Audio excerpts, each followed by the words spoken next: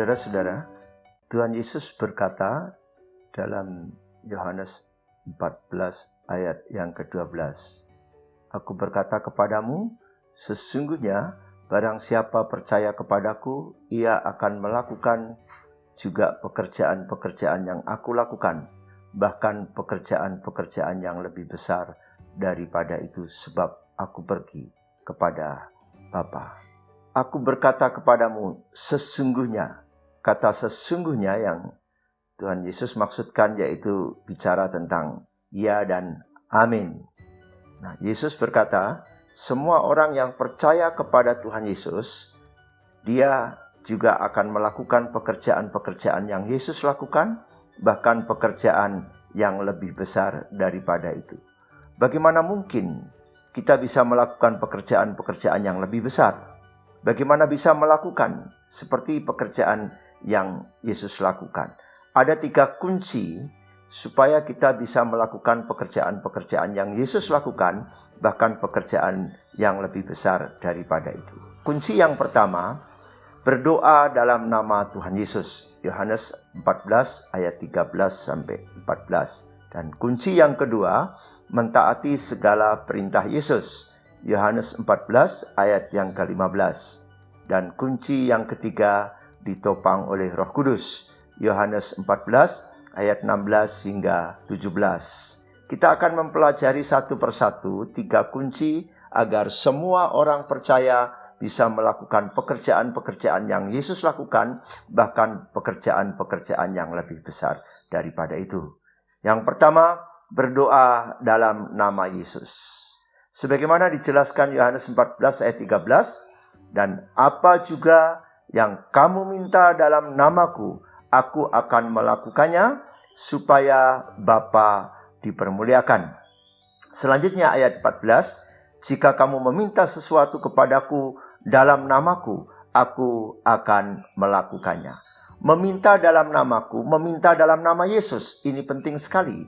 Jadi setiap doa kita harus kita sebutkan dalam nama Tuhan Yesus. Tujuan doa dijawab adalah untuk kemuliaannya. Inilah yang menjadi tujuan akhir dari semua doa kita. Nah, seringkali kita tidak memperhatikan dengan baik kalau kita berdoanya sebut dalam nama Tuhan. Kita harus meminta dan berdoa di dalam nama Yesus. Kata meminta kepada Tuhan Yesus itu diulangi sampai 2 kali. Yesus mengajarkan hal ini, betapa pentingnya bahwa setiap doa kita harus katakan, ucapkan dalam nama Tuhan Yesus. Kunci yang kedua, agar kita dapat melakukan pekerjaan-pekerjaan yang Yesus lakukan, bahkan pekerjaan yang lebih besar daripada itu, apa yang Yesus ajarkan, yaitu menuruti perintah Yesus. Ayat 15, jikalau kamu mengasihi aku, kamu akan menuruti segala perintahku. Perhatikan, kata mengasihi aku, menuruti perintahku. Nah, 2 hal ini harus kita tahu, rahasia kita bisa mengerjakan pekerjaan yang Yesus lakukan. 2 perintah ini harus kita perhatikan, yaitu mengasihi aku dan menuruti perintahku. Apa bukti kita sungguh-sungguh mengasihi Yesus? Yaitu dengan menuruti perintah Yesus. Sebagaimana Yohanes 13 ayat 34. Aku akan memberikan perintah baru kepadamu, yaitu supaya kamu saling mengasihi. Sama seperti aku telah mengasihi kamu, demikian pula kamu harus saling mengasihi. Juga dikatakan dalam Yohanes 13 ayat 35. Dengan demikian, semua orang akan tahu bahwa kamu adalah murid-muridku, yaitu jikalau kamu saling mengasihi.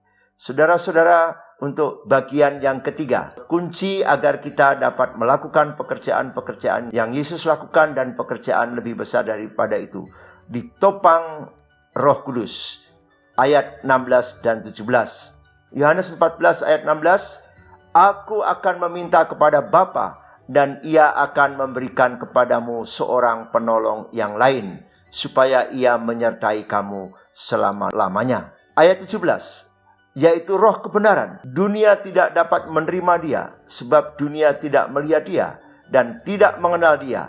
tetapi kamu mengenal Dia, sebab Ia menyertai kamu dan akan diam di dalam kamu.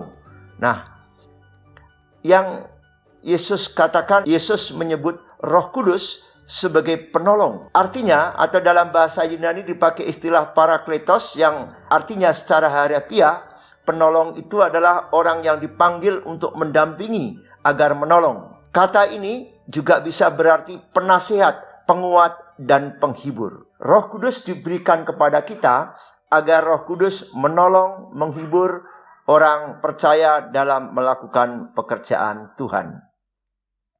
Bapa memberi penolong yang lain untuk menyertai kita selama-lamanya. Kita tahu bahwa yang dimaksud penolong itu adalah Roh Kudus sendiri. Penolong itu akan bersama kita selama-lamanya. Dan penolong itu diam di dalam hati kita orang percaya. Bukti Roh Kudus ada dalam hati kita. Yang pertama, siapa yang menyebut Allah adalah Bapa. Roma pasal 8 ayat yang ke-14. Semua orang yang dipimpin Roh Allah adalah anak Allah. Demikian Roma pasal 8 ayat 15. Sebab kamu tidak menerima roh perbudakan yang membuat kamu menjadi takut lagi. Tetapi kamu telah menerima roh yang menjadikan kamu anak Allah. Oleh roh itu kamu berseru, ya Aba, ya Bapa. Bukti yang kedua, mengaku Yesus sebagai Tuhan.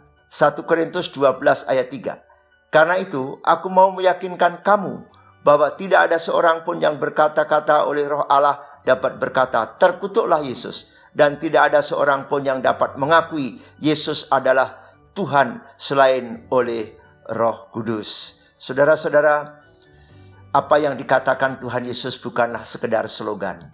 Apa yang dikatakan Tuhan Yesus, barang siapa percaya kepadaku akan melakukan pekerjaan-pekerjaan yang kulakukan, bahkan pekerjaan yang lebih besar daripada itu. Yaitu perkataan yang benar, perkataan Yesus adalah ya dan amin. Dengan cara apa kita dapat melakukan pekerjaan besar? Yesus sudah mengajar. Yang pertama, agar kita berdoa dalam nama Yesus, maka Yesus pasti melakukan. Dan yang kedua, betapa penting orang percaya menuruti segala perintah Yesus, perintah Allah Tritunggal.